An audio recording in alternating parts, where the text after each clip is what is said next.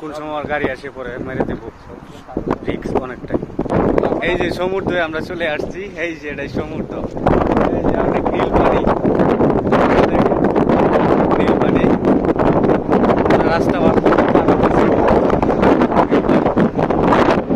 চলে আসলাম মরুভূমি। এই যে কি নদী এটা আমিন ভাই? আরব সাগরে চলে আসলাম।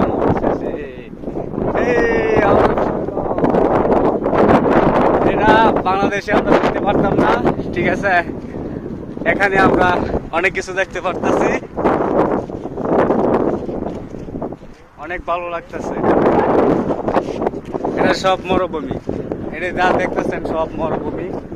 পানি হয়তো এর থেকে দেখা যায় কিনা আপনারা জানাবেন। নীল পানি, একদম নীল পানি,